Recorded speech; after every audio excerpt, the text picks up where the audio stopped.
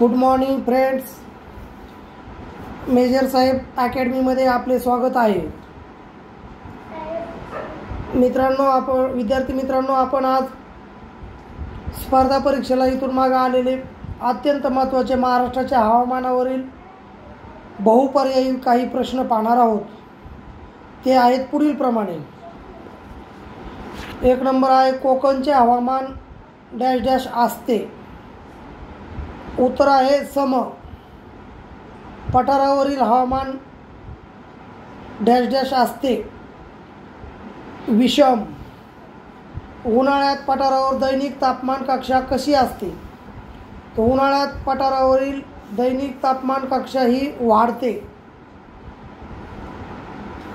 4 number आहे, April May महिन्यात पडणाऱ्या पावसास काय म्हणतात? तर एप्रिल मे महिन्यात पडणाऱ्या पावसात आंबेसरी असे म्हणतात.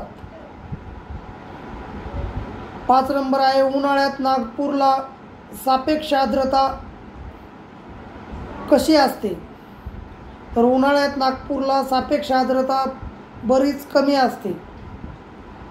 6 नंबर आहे, दक्षिण कोकणातून उत्तर कोकणात गेल्यास पावसाचे प्रमाण वाढते का कमी होते?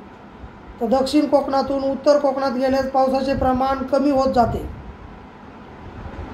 7 नंबर आहे, सह्याद्री पर्वताच्या घाटमाथ्यावर उत्तरेकडून दक्षिणेकडे गेल्यास पावसाचे प्रमाण कसे होते?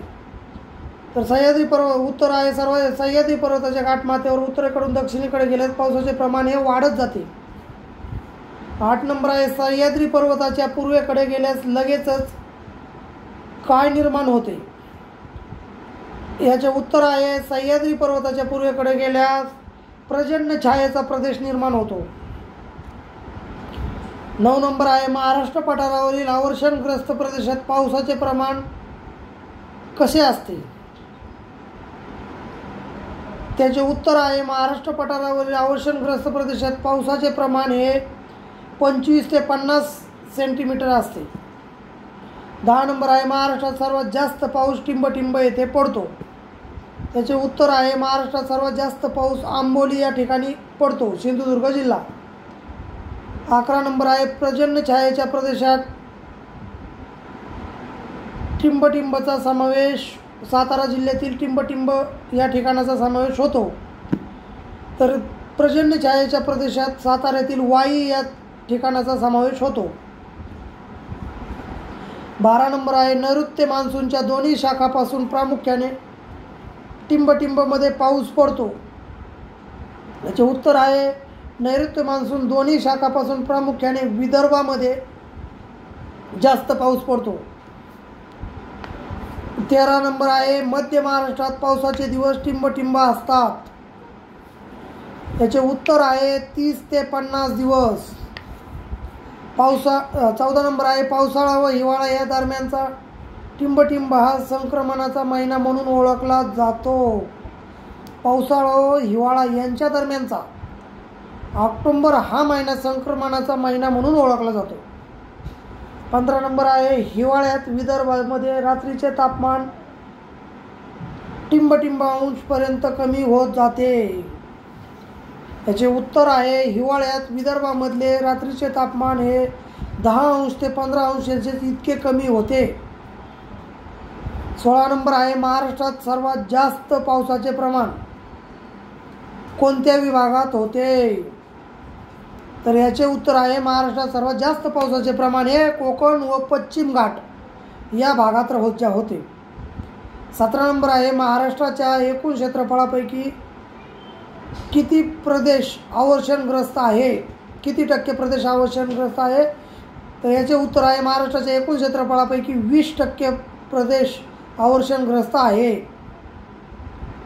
नैऋत्य मान्सून काळात महाराष्ट्रात टिंबटिंब टक्के पाऊस पडतो.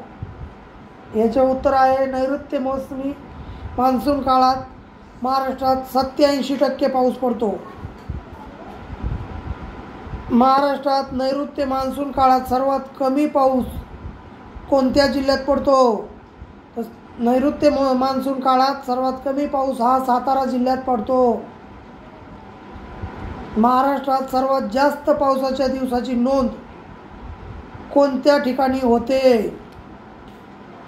याचे उत्तर आहे गगनबावडा, कोल्हापूर.